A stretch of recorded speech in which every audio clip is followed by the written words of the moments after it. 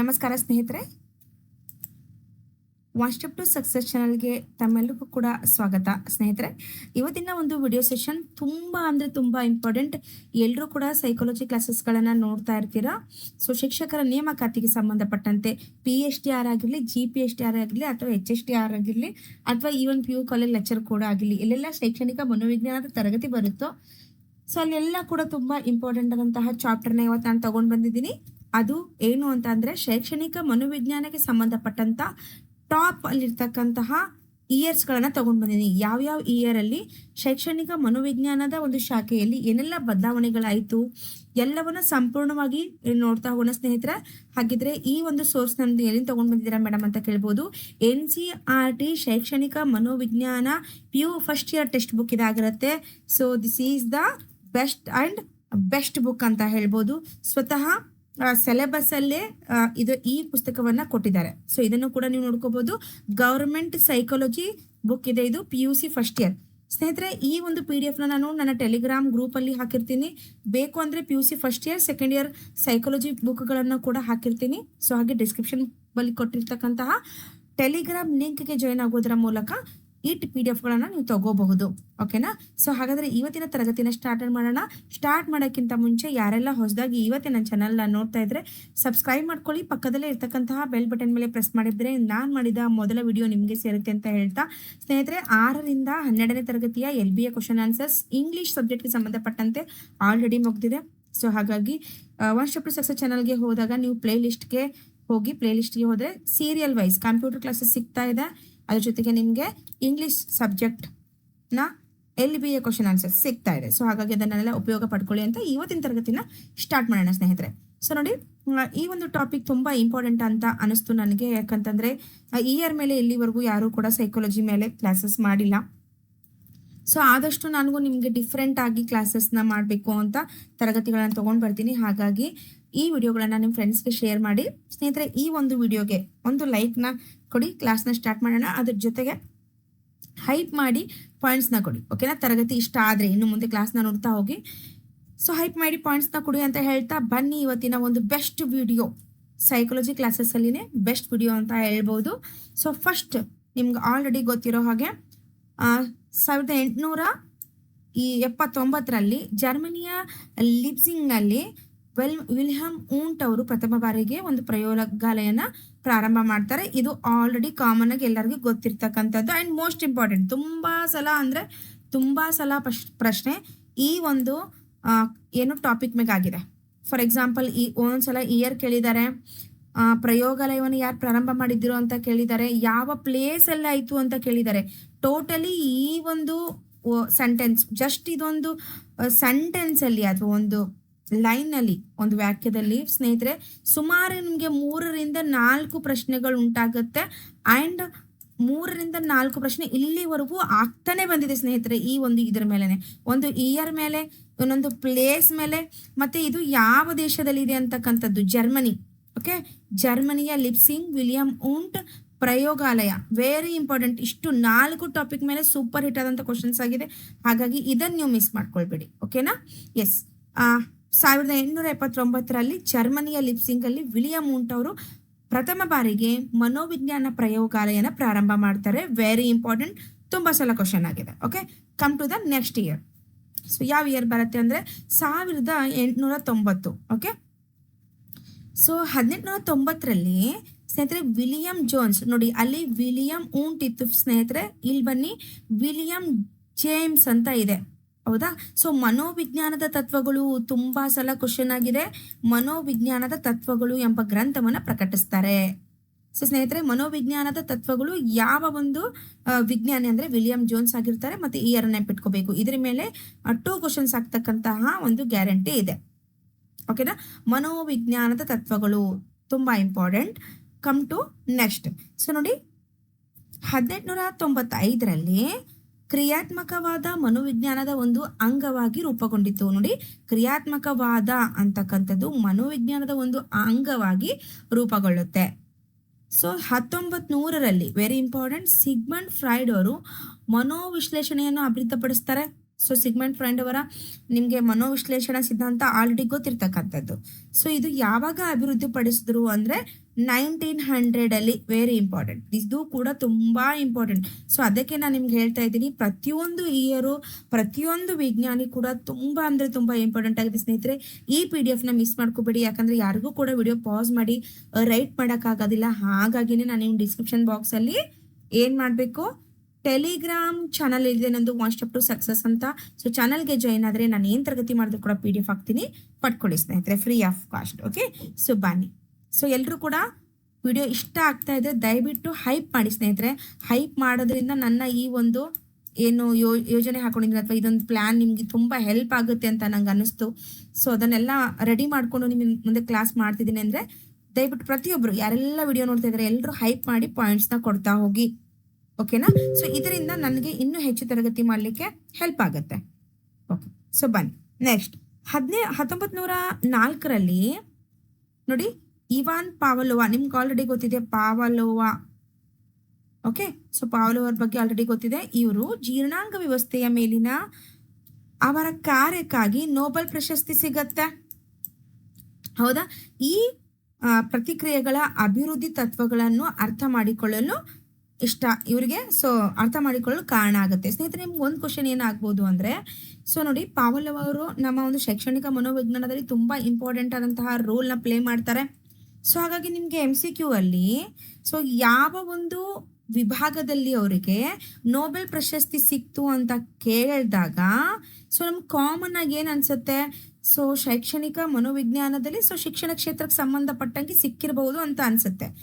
ಆದರೆ most important ಸ್ನೇಹಿತರೆ ಇಲ್ಲಿ ತಿಳ್ಕೊಳ್ಳಿ, ಅವರಿಗೆ ಸಿಕ್ಕಿರೋದು ಜೀರ್ಣಾಂಗ ವ್ಯವಸ್ಥೆಯ ಮೇಲಿನ ಕಾರ್ಯಕ್ಕಾಗಿ ಸಿಕ್ಕಿದೆ. Very important. ಸೊ ಇದು ತುಂಬಾನೇ ಇಂಪಾರ್ಟೆಂಟ್, ಯಾಕಂದ್ರೆ ಡಿಫ್ರೆಂಟ್ ಆಗಿದೆ. ಸೊ ನಮಗೆ ಓದುವಾಗ ಏನು ಅನ್ಸ್ಬಿಡುತ್ತೆ ಅಂತಂದ್ರೆ, ಪಾವಲೋವಾ ಅಂದ್ರೆ ನಿಮ್ಮ ಶೈಕ್ಷಣಿಕ ಮನೋವಿಜ್ಞಾನಕ್ಕೆ ಸಂಬಂಧಪಟ್ಟಿದ್ದಾರೆ, ಸೊ ಶೈಕ್ಷಣಿಕ ಕ್ಷೇತ್ರಕ್ಕೆ ಸಂಬಂಧಪಟ್ಟಂತೆ ಏನಾದರೂ ಮಾಡಿರ್ಬೋದು, ಅದಕ್ಕೆ ನೊಬೆಲ್ ಸಿಕ್ಕಿರ್ಬೋದು ಅಂತ ಅನ್ಸುತ್ತೆ. ಹಾಗಾಗಿ ಇದನ್ನು ಕೂಡ ಸ್ಟಾರ್ ಮಾಡಿ ಇಟ್ಕೊಳ್ಳಿ, ತುಂಬಾ ಸಲ ಕ್ವಶನ್ ಆಗಿದೆ. ಸೊ ಹಾಗಾಗಿ ಜೀರ್ಣಾಂಗ ವ್ಯವಸ್ಥೆಯ ಕಾರ್ಯಕ್ಕಾಗಿ ಇವರಿಗೆ ನೊಬೆಲ್ ಪ್ರಶಸ್ತಿ ಸಿಗುತ್ತೆ, ತುಂಬಾ ಇಂಪಾರ್ಟೆಂಟ್. ಓಕೆ, ಸೊ ಬನ್ನಿ ನೆಕ್ಸ್ಟ್ ನೋಡ್ತಾ ಹೋಗೋಣ. 1905 ವೆರಿ ಇಂಪಾರ್ಟೆಂಟ್, ಬುದ್ಧಿಶಕ್ತಿ ಪರೀಕ್ಷೆಯನ್ನ ಬೀನೆ ಮತ್ತು ಸೈಮನ್ ಅವರು ಅಭಿವೃದ್ಧಿಪಡಿಸ್ತಾರೆ. This year also asked so many time, ತುಂಬ ಸಲ ಈ ಪ್ರಶ್ನೆ ಕೂಡ ಆಗಿದೆ. 1905 ಬೀನೆ ಮತ್ತು ಸೈಮನ್ ಬುದ್ಧಿಶಕ್ತಿಯ ಪರೀಕ್ಷೆಯನ್ನ ಅಭಿವೃದ್ಧಿಪಡಿಸ್ತಾರೆ. ತುಂಬಾ ಇಂಪಾರ್ಟೆಂಟ್ ಸ್ನೇಹಿತರೆ. ಸೊ ಬನ್ನಿ, ಒಂದೊಂದು ಇಯರ್ ಕೂಡ ತುಂಬಾ ಇಂಪಾರ್ಟೆಂಟ್ ಆಗಿದೆ ನೋಡಿ. ಸೊ ಒಂದೇ ಒಂದು ಪೇಪರ್ ಇದೆ ಸ್ನೇಹಿತರೆ, ಜಸ್ಟ್ ಒಂದು ಪೇಪರ್ ಇದೆ. ಸಾಧ್ಯ ಆದರೆ ಅದನ್ನು ಪ್ರಿಂಟ್ ಔಟ್ ಮಾಡಿಕೊಂಡು ನಿಮ್ಮ ಒಂದು ಸ್ಟಡಿ ಟೇಬಲ್ನ ವಾಲ್ಗೆ ಪೇಸ್ಟ್ ಮಾಡಿ. Okay, yes. ಸೊ 1912 ಜರ್ಮನಿಯಲ್ಲಿ ಸಮಗ್ರ ಮನೋವಿಜ್ಞಾನ ಉಗಮಗೊಳ್ಳುತ್ತೆ. ಓಕೆನಾ? ಇದೇನು ಅಂತ ಇಂಪಾರ್ಟೆಂಟ್ ಅಂತ ನಂಗೆ ಅನ್ಸಲ್ಲ, ನಾನು ಇಂಪಾರ್ಟೆಂಟ್ ಇರೋದನ್ನ ಇಂಪಾರ್ಟೆಂಟ್ ಅಂತ ಹೇಳ್ತೀನಿ. ಸೊ 1916 ಕಲ್ಕತ್ತಾ ವಿಶ್ವವಿದ್ಯಾಲಯದಲ್ಲಿ ಪ್ರಥಮ ಒಂದು ಮನೋವಿಜ್ಞಾನ ವಿಭಾಗವನ್ನು ಸ್ಥಾಪಿಸಲಾಗುತ್ತೆ. ಸೊ ನಮ್ಮ ಒಂದು ಇಂಡಿಯಾದಲ್ಲಿ, ಓಕೆನಾ, ನಮ್ಮ ಭಾರತದಲ್ಲಿ 1916 ಕಲ್ಕತ್ತಾದ ವಿಶ್ವವಿದ್ಯಾಲಯದಲ್ಲಿ ಪ್ರಥಮ ಬಾರಿಗೆ ಮನೋವಿಜ್ಞಾನ ವಿಭಾಗವನ್ನು ಸ್ಥಾಪನೆ ಆಗುತ್ತೆ. ಇದಕ್ಕಿಂತ ಮೊದಲು ಯಾವುದೇ ಒಂದು ವಿಭಾಗ ನಮ್ಮ ಭಾರತದಲ್ಲಿ ಇರೋದಿಲ್ಲ ಸ್ನೇಹಿತರೆ. ಹಾಗಾಗಿ ಈ ಇಯರ್ ತುಂಬಾ ಇಂಪಾರ್ಟೆಂಟ್ ಆಗಿದೆ. ಓಕೆ, ಸೊ 1922 ಭಾರತೀಯ ವಿಜ್ಞಾನ ಕಾಂಗ್ರೆಸ್ ಸಂಸ್ಥೆಯಲ್ಲಿ ಮನೋವಿಜ್ಞಾನವನ್ನ ಸೇರ್ಪಡೆ ಮಾಡಲಾಯಿತು. ಅಂದ್ರೆ ಮನೋವಿಜ್ಞಾನವನ್ನ ಒಂದು ಪ್ರಮುಖ ವಿಷಯ ಅಂತ ಇಲ್ಲಿವರೆಗೂ ಯಾರು ಕನ್ಸಿಡರೇ ಮಾಡಿರೋದಿಲ್ಲ. ಇದು ಕೂಡ ಒಂದು ಪ್ರಮುಖವಾದ ಒಂದು ವಿಭಾಗ ಅನ್ನೋದನ್ನ. ಸೊ ಹೆಂಗ್ ಡೆವಲಪ್ ಆಗ್ತಾ ಬರುತ್ತೆ ಮನೋವಿಜ್ಞಾನ, ಎಷ್ಟು ಇಂಪಾರ್ಟೆಂಟ್ ಅಂತ ಹೆಂಗೆ ಡೆವಲಪ್ ಆಗ್ತಾ ಬರುತ್ತೆ ಅನ್ನೋದನ್ನೇ ಇಲ್ಲಿ ಎಕ್ಸ್ಪ್ಲೇನ್ ಮಾಡಿರೋದು ನೋಡಿ. 1916 ಕಲ್ಕತ್ತಾ ವಿಶ್ವವಿದ್ಯಾಲಯದಲ್ಲಿ ಪ್ರಥಮ ಮನೋವಿಜ್ಞಾನ ವಿಭಾಗವನ್ನು ಸ್ಥಾಪನೆ ಮಾಡಲಾಗುತ್ತೆ. 1922 ಸಾರಿ, ಸ್ವಲ್ಪ ಸ್ಪೀಡ್ ಹೇಳೋದ್ರಿಂದ ಟಂಗ್ ಟ್ವಿಸ್ಟ್ ಆಗ್ತಿದೆ. ಓಕೆ, ಸ್ಲೋ ತಗೋತೀನಿ. ಓಕೆನಾ? ಯಾ 1922 ಭಾರತೀಯ ವಿಜ್ಞಾನ ಕಾಂಗ್ರೆಸ್ ಸಂಸ್ಥೆಯಲ್ಲಿ ಮನೋವಿಜ್ಞಾನವನ್ನ ಸೇರ್ಪಡೆ ಮಾಡಲಾಗುತ್ತೆ ಸ್ನೇಹಿತರೆ. ಸೊ ನೋಡಿ ಯಾವ ರೀತಿ ಒಂದು ನಮ್ಮ ಶೈಕ್ಷಣಿಕ ಮನೋವಿಜ್ಞಾನ ಡೆವಲಪ್ ಆಗ್ತಾ ಬರುತ್ತೆ ಅನ್ನೋದನ್ನ ನೋಡಿ. 1924 ಭಾರತೀಯ ಮನೋವಿಜ್ಞಾನ ಸಂಘವನ್ನು ಸ್ಥಾಪನೆ ಮಾಡಲಾಗುತ್ತೆ. ಸೊ ಇಂಪಾರ್ಟೆಂಟ್ ಇದು ಕೂಡ. ಓಕೆ, 1924 ಭಾರತೀಯ ಮನೋವಿಜ್ಞಾನ ಸಂಘವನ್ನ ಸ್ಥಾಪನೆ ಮಾಡ್ತಾರೆ.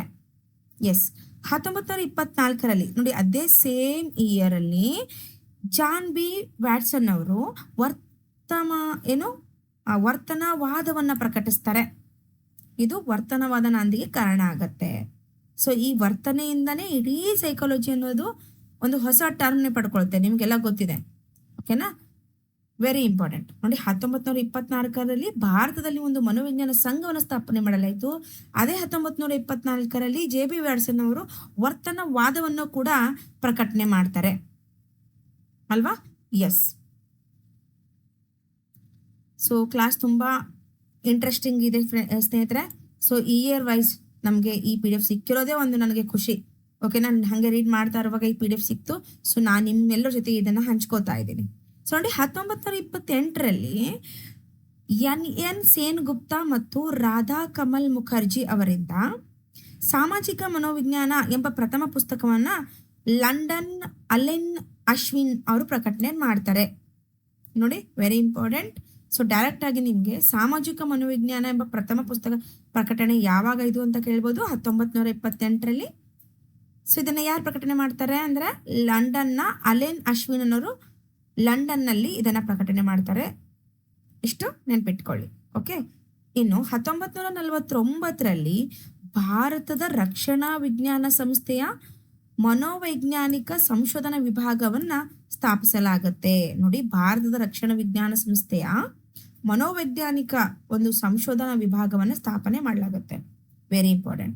Coming to the next point, 1951ರಲ್ಲಿ ಮಾನವತಾವಾದಿ ಮನೋವಿಜ್ಞಾನಿಯಾದಂತಹ ಕಾರ್ಲ್ ರೋಜರ್ ಅವರು ನೋಡಿ ಕಕ್ಷಿ ಕೇಂದ್ರಿತ ಚಿಕಿತ್ಸೆಯನ್ನ ಪ್ರಕಟಿಸ್ತಾರೆ. ಇದು ಕೂಡ ತುಂಬಾ ಇಂಪಾರ್ಟೆಂಟ್ ಸ್ನೇಹಿತರೆ ನಿಮ್ಮ ಎಕ್ಸಾಮ್ಗೆ. 1951ರಲ್ಲಿ ಮಾನವತಾವಾದಿ ಮತ್ತು ಮನೋವಿಜ್ಞಾನಿ ಎರಡೂ ಕೂಡ ಹೌದು. ಸೊ ಕಾರ್ಲ್ ರೋಜರ್ ಅವರು ಕಕ್ಷಿ ಕೇಂದ್ರಿತ ಚಿಕಿತ್ಸೆಯನ್ನ ಪ್ರಕಟಿಸಿದರು ಅನ್ನೋದು ಇಂಪಾರ್ಟೆಂಟ್ ಆಗತ್ತ. ಓಕೆನಾ? ಎಸ್, ಒಂದು ನಿಮಿಷ. ಇನ್ನು ತುಂಬಾ ಇಯರ್ಸ್ ಇದೆ. ಓಕೆ,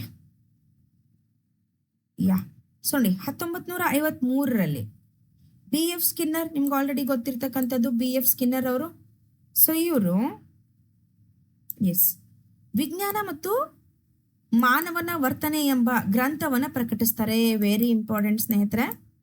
ಸೊ BF ಸ್ಕಿನ್ನರ್ ಅವರ ಒಂದು ಬುಕ್ ಯಾವುದದು? ವಿಜ್ಞಾನ ಮತ್ತು ಮಾನವನ ವರ್ತನೆ. ವರ್ತನೆ ಅಂದ ತಕ್ಷಣ ನಾವೇನ್ ಮಾಡ್ತೀವಿ, JB ವ್ಯಾಟ್ಸನ್ ಅವರನ್ನ ತಗೊಂಡ್ಬಿಡ್ತೀವಿ. ಸೊ ಹಾಗಾಗಿ ನಿಮ್ಗೆ ಒಂದು ಸ್ವಲ್ಪ ಗಮನ ಇರಲಿ. ಓಕೆ, BF ಸ್ಕಿನ್ನರ್ ಅವರ ಬುಕ್ ಇದು. ಓಕೆ, ವಿಜ್ಞಾನ ಮತ್ತು ಮಾನವನ ವರ್ತನೆ ಎಂಬ ಗ್ರಂಥವನ್ನ ಪ್ರಕಟಿಸಿದರು. ಇದರಿಂದ ವರ್ತನವಾದಕ್ಕೆ ಹೆಚ್ಚು ಒಂದು ಬಲ ಬಂದಿತು ಅಂತಕ್ಕಂಥದ್ದು ಒಂದು ಪಾಯಿಂಟ್ ಇದೆ. ಸೊ 1954ರಲ್ಲಿ ಮಾನವತಾವಾದಿ ಆದಂತಹ ಅಬ್ರಾಮ್ ಮಸ್ಲೋ, ನಿಮ್ಗೆ ಗೊತ್ತಿರ್ತಕ್ಕಂಥದ್ದು. ಸೊ ಪ್ರೇರಣೆ ಮತ್ತು ವ್ಯಕ್ತಿತ್ವ ಎಂಬ ಪುಸ್ತಕವನ್ನ ಬರೀತಾರೆ. Very important. Abraham Maslow. Okay, Abraham Maslow ಅವರು ಪ್ರೇರಣೆ ಮತ್ತು ವ್ಯಕ್ತಿತ್ವ ಅನ್ನೋ ಒಂದು ಬುಕ್ ನ ಬರೀತಾರೆ. 1954ರಲ್ಲಿ ಸೇಮ್ ಇಯರ್ ಅಲಹಾಬಾದ್ನಲ್ಲಿ ಬ್ಯೂರೋ ಆಫ್ ಸೈಕಾಲಜಿ ಸ್ಥಾಪನೆ ಆಗುತ್ತೆ. Bureau of psychology, very important. Bureau of psychology ಅಲಹಾಬಾದ್ನಲ್ಲಿ ಸ್ಥಾಪನೆ ಆಗುತ್ತೆ ಸ್ನೇಹಿತರೆ. ಸೊ ಇದು ಕೂಡ ತುಂಬಾ ಅಂದ್ರೆ ತುಂಬಾ ಇಂಪಾರ್ಟೆಂಟ್ ಆಗಿದೆ. ಸೊ ಇದನ್ನು ಕೂಡ ಮಾರ್ಕ್ ಮಾಡಿ ಇಟ್ಕೊಳ್ಳಿ.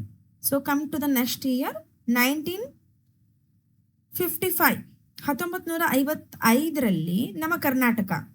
ಓಕೆ, ನಾವು ಇಲ್ಲಿವರೆಗೂ ಇಂಡಿಯಾ ಬಗ್ಗೆ ನೋಡಿದ್ವಿ.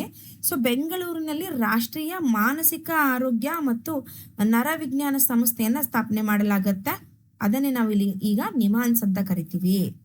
ನೋಡಿ, ನಿಮಾನ್ಸ್ ಸ್ಥಾಪನೆಯಾದದ್ದು ಅಂತ ಕೂಡ ಕೇಳ್ಬೋದು. 1955ರಲ್ಲಿ 1955. ಸೊ ಬೆಂಗಳೂರು, ಇದು ಅಂತೂ ಬೆಂಗಳೂರು ನೆನಪಿರುತ್ತೆ ನಿಮ್ಗೆ. ಸೊ ನಿಮ್ಹಾನ್ಸ್ ಅಂತಕ್ಕಂಥದ್ದು ಮಾನಸಿಕ ಆರೋಗ್ಯ ಮತ್ತು ನರ ವಿಜ್ಞಾನ ಸಂಸ್ಥೆ ಅನ್ನೋದು ಸ್ವಲ್ಪ ಗಮನ ಇರಲಿ. ಇನ್ನು 1962ರಲ್ಲಿ ನೋಡಿ ರಾಂಚಿಯಲ್ಲಿ ಮನೋರೋಗ ಚಿಕಿತ್ಸೆಗಾಗಿ ಆಸ್ಪತ್ರೆಯನ್ನ ತೆಗೆಯಲಾಗುತ್ತೆ ಫಸ್ಟ್ ಟೈಮು. ಎಲ್ಲಿ ಫ್ರೆಂಡ್ಸ್? ರಾಂಚಿಯಲ್ಲಿ ಈ ಒಂದು ಮನೋರೋಗ ಚಿಕಿತ್ಸೆಗೆ ಆಸ್ಪತ್ರೆಯನ್ನ ತೆಗೆಯಲಾಗತ್ತೆ. ಓಕೆ, ಇನ್ನು 1976ರಲ್ಲಿ 1973 1973 ಸಾರಿ ಯಾರಂದೆ. ಓಕೆ, 73ರಲ್ಲಿ ಯಾವುದೇ ಒಂದು ಪೂರ್ವಾನುಭವ ಅಥವಾ ಕಲಿಕೆ ಇಲ್ಲದೆ ನಿರ್ದಿಷ್ಟ ಪ್ರಭೇದದ ಪ್ರಾಣಿಗಳು ಜನ್ಮದತ್ತ. ಒಂದು ನಿಮಿಷ ಸ್ನೇಹಿತರೆ, ಸ್ವಲ್ಪ ಒಂದೇ ಒಂದು ಸೆಕೆಂಡ್.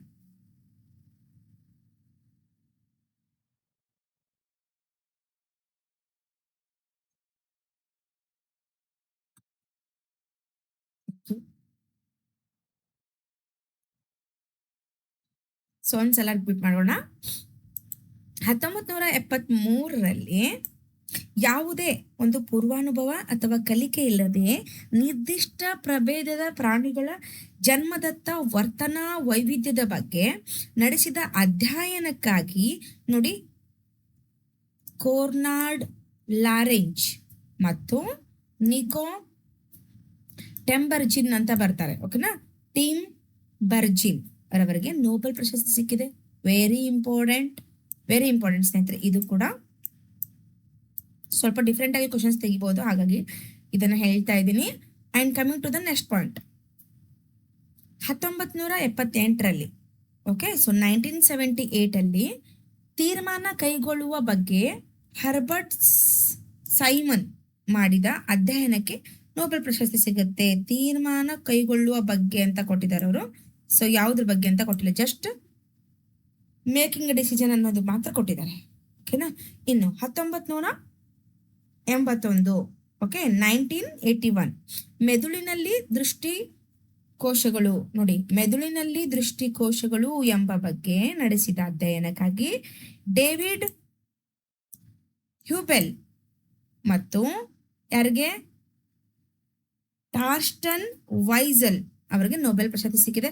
ಸ್ನೇಹಿತರೆ, ನೀವು ಒಂದ್ ಕಡೆ ಜಸ್ಟ್ ನೋಬೆಲ್ ಪ್ರಶಸ್ತಿ ಪಡ್ಕೊಂಡವ್ರಿಗೆ ಒಂದ್ ಕಡೆ ನೋಟ್ಸ್ ಮಾಡಿಟ್ಕೊಳ್ಳಿ, ಜಸ್ಟ್ ನೋಬೆಲ್ ತಗೊಂಡವ್ರು ಯಾರು ಅಂತ. ಓಕೆ.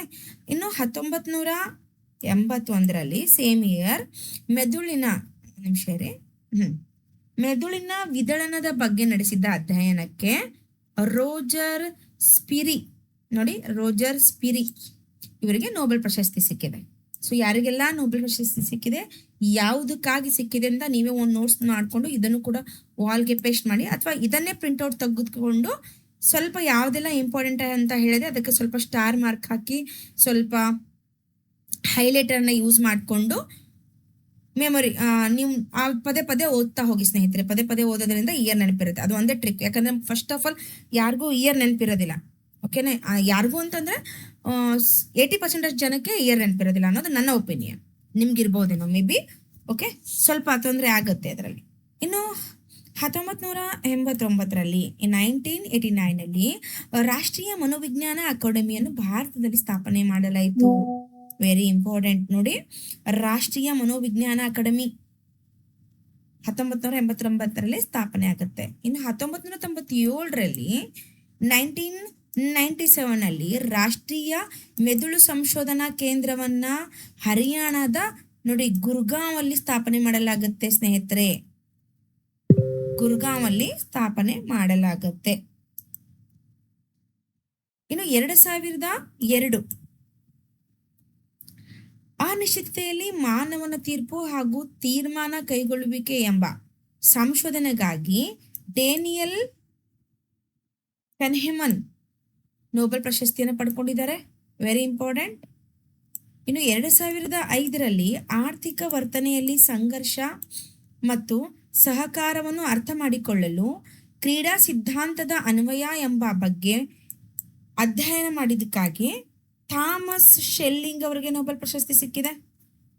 ನೋಡ್ರಿ ಯಾರ್ಯಾರಿಗೆಲ್ಲ ಯಾವ ವಿಷಯಕ್ಕೆ ನೋಬೆಲ್ ಪ್ರಶಸ್ತಿ ಸಿಕ್ಕಿದೆ, ತುಂಬಾ ಕ್ವಶನ್ಸ್ ಇದೆ. ಓಕೆನಾ, ಇದನ್ನ ಸ್ವಲ್ಪ ಅಂದ್ರೆ ನೋಬೆಲ್ ಪ್ರಶಸ್ತಿ ಮೇಲೆ ತುಂಬಾ ಜನ ನೋಬೆಲ್ ಪ್ರಶಸ್ತಿ ತಗೊಂಡಿದ್ದಾರೆ. ಸೊ ಇವುಗಳನ್ನೆಲ್ಲ ಸೊ ಬೆಸ್ಟ್ ಅಂದ್ರೆ ಫ್ರೆಂಡ್ಸ್ ಇಲ್ಲಿ ನೋಡಿ ಇದು ಎಷ್ಟಿದೆ ಅಂತ ನಿಮಗೆ ತೋರಿಸ್ತೀನಿ. ಜಸ್ಟ್ ನಿಮಗೆ ಕ್ಲಿಯರ್ ಆಗಿ ಕಾಣಿಸ್ಲಿ ಅಂತ ಅಷ್ಟು ಜೂಮ್ ಮಾಡಿದ್ದೀನಿ. ಇದಿರೋದೇ ಒಂದು ಪೇಜ್, ಒಂದು ನಿಮಿಷ ನಿಮಗೆ ತೋರಿಸ್ಬಿಡ್ತೀನಿ. ಓಕೆನಾ, ಇದು ಮತ್ತೆ ಗೌರ್ಮೆಂಟ್ ಟೆಕ್ಸ್ಟ್ ಬುಕ್ ಅನ್ನೋದು ಕೂಡ ನಿಮಗೆ ತೋರಿಸ್ತೀನಿ ನಾನು. ನೋಡಿ, ಆಧುನಿಕ ಮನೋವಿಜ್ಞಾನದ ವಿಕಾಸದಲ್ಲಿ ಕೆಲವು ಆಸಕ್ತಿಕರ ಹೆಗ್ಗುರುತುಗಳು ಅಂತಕ್ಕಂತಹ ಒಂದು ಪೇಜ್ ಇದು. ಯಾವುದರಲ್ಲಿ? ಗೌರ್ಮೆಂಟ್ ಟೆಕ್ಸ್ಟ್ ಬುಕ್ ಸ್ನೇಹಿತರೆ. ಇದು ಸೈಕಾಲಜಿ ನೋಡಿ, ಇಲ್ಲಿ ಮನೋವಿಜ್ಞಾನ ಅಂತ ಇದೆ. So government text book. ಓಕೆನಾ, ಇದು government PUC first year text book ಇರುತ್ತೆ.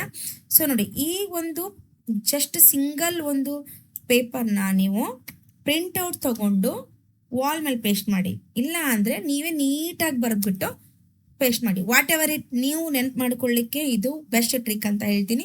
ನಿಮ್ಗೆ ಯಾವ ರೀತಿ ಅನುಕೂಲ ಆಗುತ್ತೋ ಆ ರೀತಿ ಮಾಡಿ ಸ್ನೇಹಿತರೆ. ಸೊ ಇದು ಇವತ್ತಿನ ತರಗತಿ ಆಗಿತ್ತು. ತರಗತಿ ಇಷ್ಟ ಆಗಿದ್ರೆ ಎಲ್ಲರೂ ಕೂಡ ವಿಡಿಯೋ ಲೈಕ್ ಮಾಡಬೇಕು, ಅದ್ರ ಜೊತೆಗೆ ಹೈಪ್ ಮಾಡಿ ಪಾಯಿಂಟ್ಸ್ನ ಕೊಡಬೇಕು ಸ್ನೇಹಿತರೆ. ಏನಾದರೂ ಡೌಟ್ ಇದ್ರೆ ಕಮೆಂಟ್ ಮೂಲಕ ತಿಳಿಸಿ, ಅದನ್ನು ನಾನು ಸಲ ಮೂಲಕ ಪ್ರಯತ್ನ ಪಡ್ತೀನಿ. Thank you so much watching this video. ನಿಮ್ಮ ಎಲ್ಲ ಸ್ನೇಹಿತರು ಯಾರೆಲ್ಲ ಶಿಕ್ಷಕರ ನೇಮಕಾತಿಗಾಗಿ ರೆಡಿ ಆಗ್ತಿದ್ದಾರೆ ಅವ್ರಿಗೆಲ್ಲರಿಗೂ ಕೂಡ ಈ ವಿಡಿಯೋನ ಶೇರ್ ಮಾಡಿ. Thank you.